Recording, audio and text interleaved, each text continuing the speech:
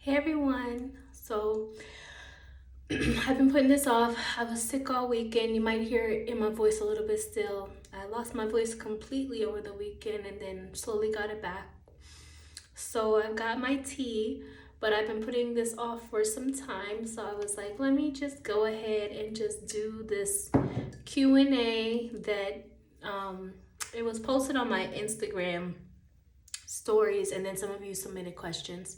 So I was like, let me go ahead and do the Q&A, since that's kind of more chill and relaxed and just more of like a chit chat kind of a thing. So feel free to send your thoughts or have conversation in the comments below. And of course, if you're here, please like all the things that help support the channel for free. And then if you feel called to do so, you could always subscribe and so on if you're not already. But let's jump on in. So hold on, let me see how hot this tea is.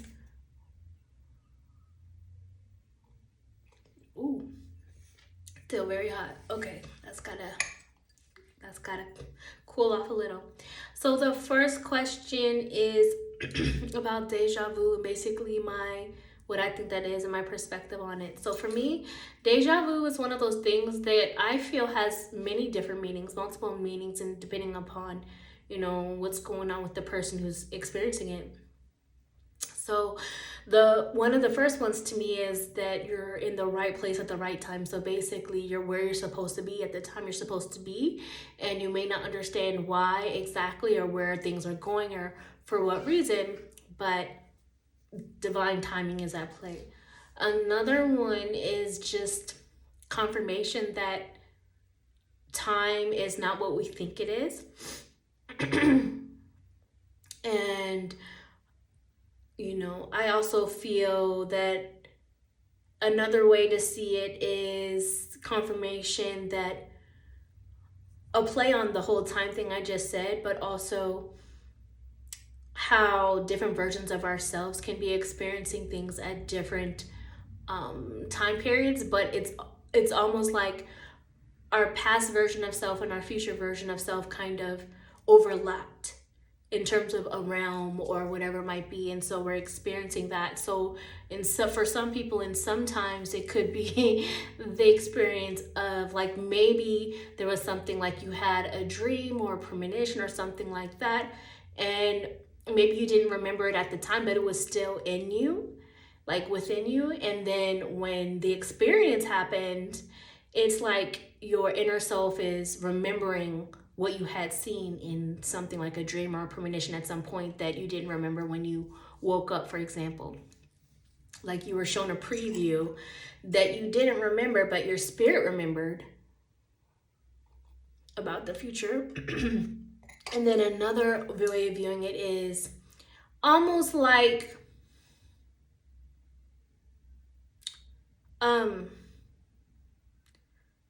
your have you ever seen, what's that movie, The Time Traveler's Wife?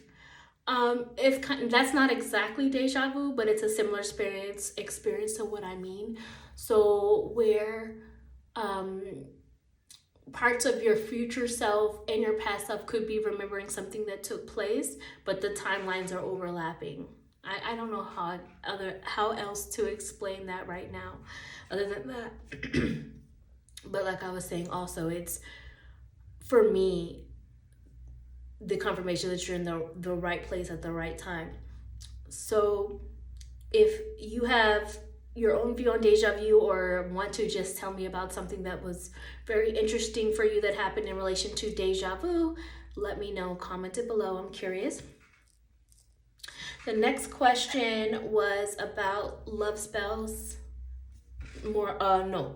Candle love spells. So my view on that is, I think most of you know by now, I do not believe in trying to do a love spell on a specific person or trying to get a specific person to fall in love with you or anything like that. If they don't choose you on their own, then they're not for you. Sorry, still healing. But when it comes to like candle magic and love spells, I do believe that you can do a love spell to call in someone that is in alignment with what you would like to have in your life, but leaving it open for the universe to fill in the blanks of who that person is.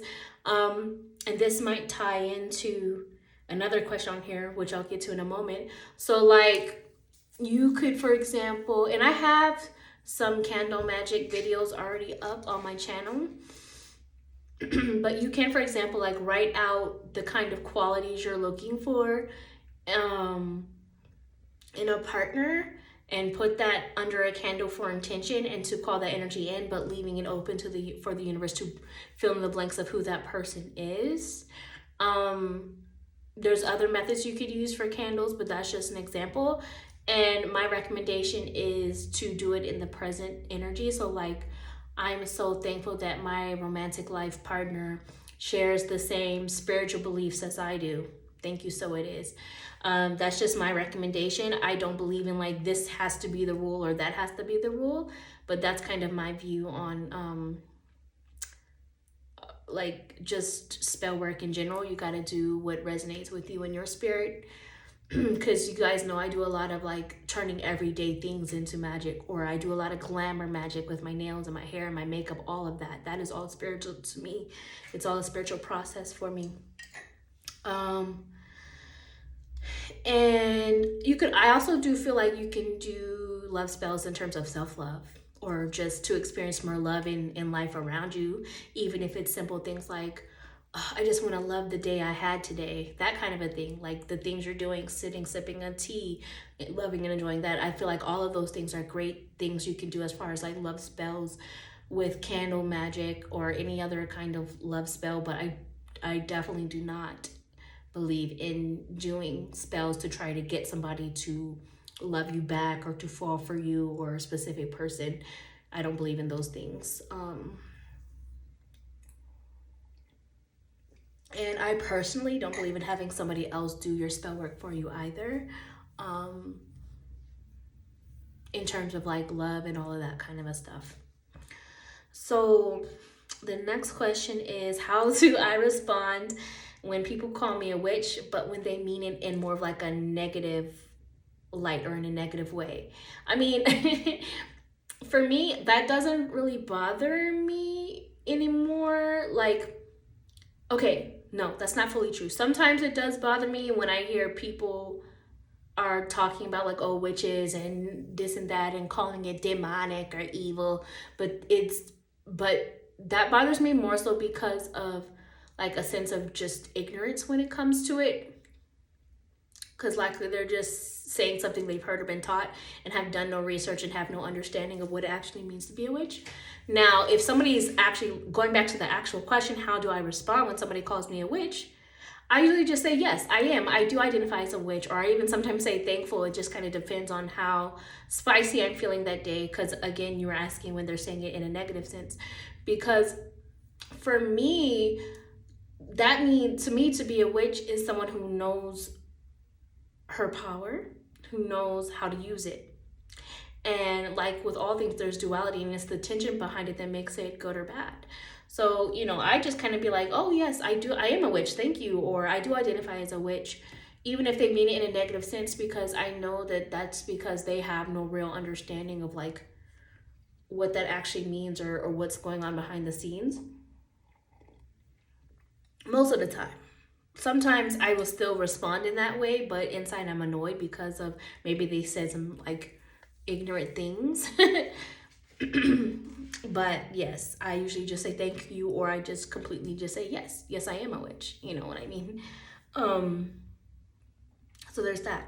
Now the last question, this is very layered, and it's not like a straight answer, but the last question was, how did I manifest my husband? My husband. So what I will say is this, what works for me may not work for everybody, but I also feel like the process of this started from the beginning of when I started dating. And I say that because every single relationship and situationship I have had has helped teach me something, has helped mold me, has helped me grow and evolve to the point where I was ready and knowledgeable and self-aware of the kind of husband I truly wanted, needed, in alignment with my, in a divine, like in alignment with my divinity is the best way I could put it.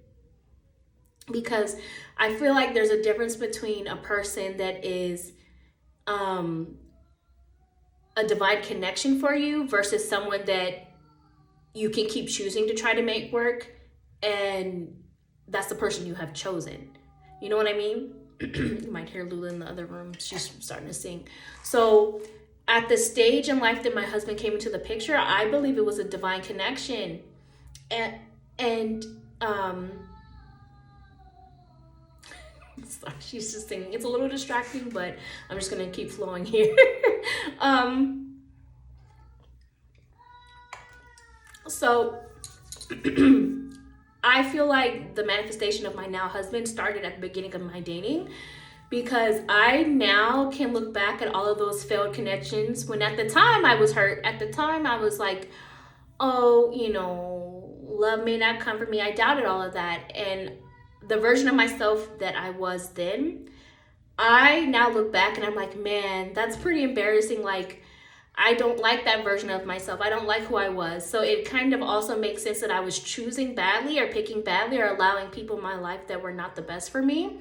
But all of those situations are what helped to manifest my husband, because they all taught me something. They helped me evolve. They helped me grow. Now, when it comes to more of the magical side of things, and also I would say like all of that help, the self-awareness is absolutely key into manifesting someone who can be more of a divine connection versus someone that you could just keep choosing and you can make it work. You might not always be compatible, but you love that person, so you just want to make it work. If that's what you want to do, that's cool. But as far as like the more magical side of what I feel manifests as the person that is truly, truly my match, at the version that I am as self-aware and my highest self at the time, if that makes sense, versus the person I was in the past, or even versions of the person that I was in the past. I did do some candle magic spells in combination with the vision board, in combination with an intention list. So what I did was I wrote out on paper all that I wanted in my life partner, but I left room for, what's that rule? Is it the 80-20 rule? I don't know if that's the exact rule, but basically it's like you might get in the beginning like 80% of what it is you're asking for, but the rest of it is either room for growth or room for change or things like that. So I wrote out what I was looking for, and I think I got more than 80%, but there is still room for, us to more so grow together, I feel, because I met him in 2019. It's now 2025, and our 3-year wedding anniversary is this week, actually. So there's still some room for us to grow together in certain areas, but I got more than 80%, I feel, of what I was manifesting. So I put it into categories, because remember, your pen is a wand. Anything with a point is a wand. So when you're writing, you're actually casting a spell. So I wrote out in the present in the same format as I mentioned before of like, I'm so thankful, for example, that my romantic life partner has the same spiritual views as me. That was at the top of my list after lessons I've learned from people of the past, right? So I did that, but I did in categories in terms of like spirituality and attraction level and what we enjoy and communication and family and friendship dynamics. Every category I could think of that was really important, right? I can't remember them all at this time, but I definitely went through all of that. I also did a candle with it. It was a pink candle for love.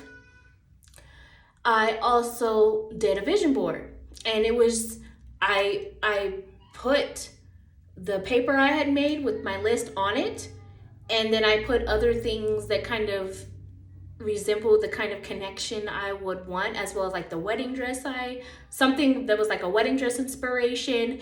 And I also put examples of the kind of guy I found attractive on it. Now, I will say this, I did not limit myself to that. It wasn't like, oh, I want a guy that looks exactly like this, but it was more of like, hey, universe, like I think these guys are attractive, so do with that what you will, kind of a thing.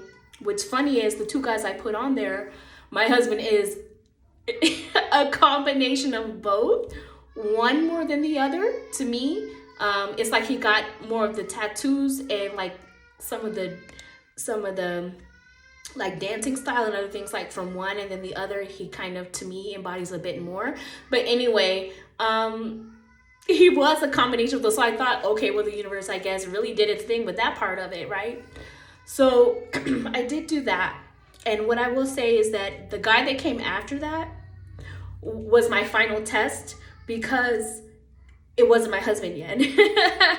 I did date one guy after I did all that, right?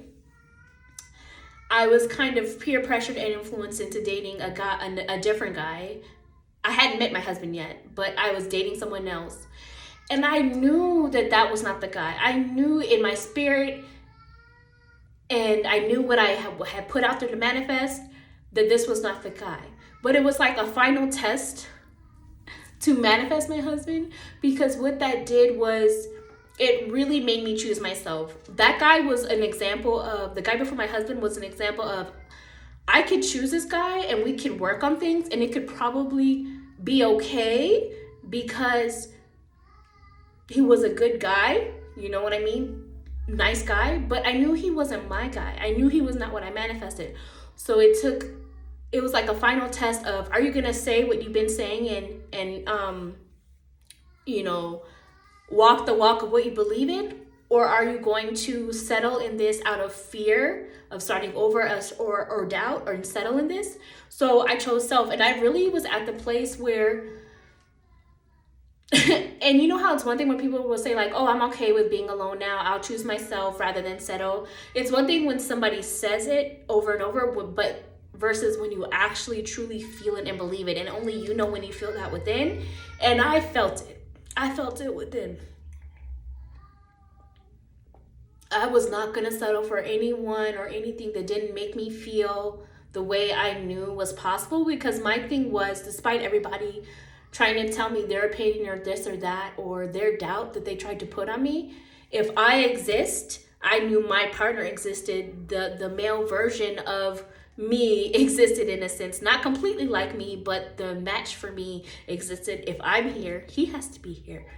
So I trusted, and I ended that previous relationship. And then, it may have seemed like some people to look like a rebound, but it wasn't, because I was not fully in the other relationship. I met my husband maybe like a month after I broke up with the ex, and I knew, in my spirit I knew it was him, but logically I didn't. So I didn't really put that on him. I just felt like spirit was just saying like, talk to this guy, get to know this guy.